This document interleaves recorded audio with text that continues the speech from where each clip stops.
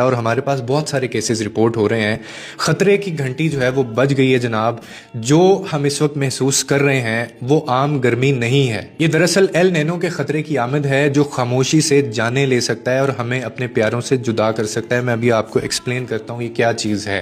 اور یہ انڈیا اور پاکستان میں بہت کیسز رپورٹ کر رہا ہے. اس کا یہ صورتحال مزید سنگین ہوتی چلی جائے گی. ایل نینو بیسکلی ہے کیا؟ اگر آپ بالکل ہی سادہ الفاظ میں اس کو سمجھیں تو بحر الکاہل کی جو پیسیفک اوشن کا جو پانی ہوتا ہے نا، وہ غیر معمولی طور پر گرم ہو جاتا ہے. اور اس سے کیا ہوتا ہے کہ اس سے دنیا بھر میں جو ہوا کا نظام ہے اس کے اندر ایک تبدیلی، اس کے اندر ایک جو چینج ہے وہ آنا شروع ہو جاتا ہے. جنوب مغربی مونسون جو ہمیں مئی میں بارش دیتا ہے اس بار تاخیر کا شکار ہو سکتا ہے، پھر وہ کمزور پڑ سکتا ہے. اب یہ چیز اتنی خطرناک ہے.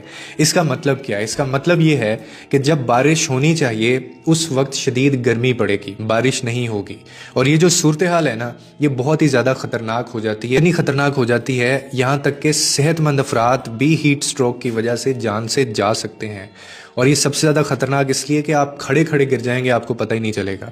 اور اس کی علامات بھی اسی وقت ظاہر ہوتی ہیں جب ٹائم کم ہوتا ہے. اسی لیے اپنی حفاظت کے لیے فوری آپ کو یہ اقدامات کرنے ہیں. خدا کے لیے پیاس لگنے کا انتظار مت کریں ایسی گرمی میں، یہ بہت خطرناک ہے. پیاس جو ہوتا ہے نا، وہ اس بات کی علامت ہوتی ہے کہ آپ کا جسم پہلے ہی پانی مانگ رہا ہے، وہ ڈی ہائیڈریشن کا شکار ہو چکا ہے. اور اس کے بعد آپ جب مزید پانی نہیں پیتے تو آپ اس کا شکار ہو سکتے ہیں. ہر گھنٹے پانی پئیں.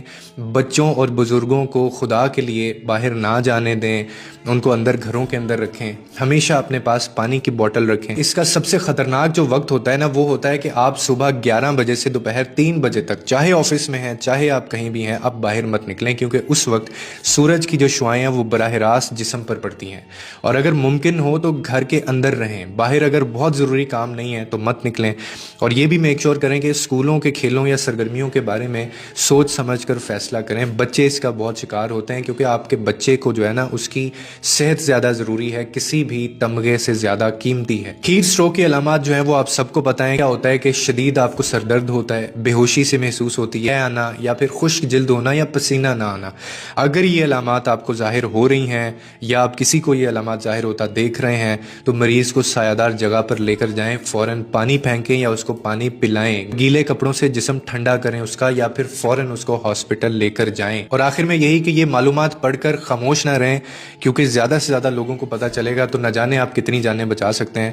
اسے اپنے خاندان، دوستوں اور ہر اس کمیونٹی میں شیئر کریں کہ ہم سب کو آنے والے جو ایل نینو سچویشن بننے جا رہی ہے اس سے ہمیں پتہ ہو. اور یاد رکھیں، ہم صرف اس صورت میں اس خطرے سے بچ سکتے ہیں جب ہم خود کو محفوظ رکھیں گے.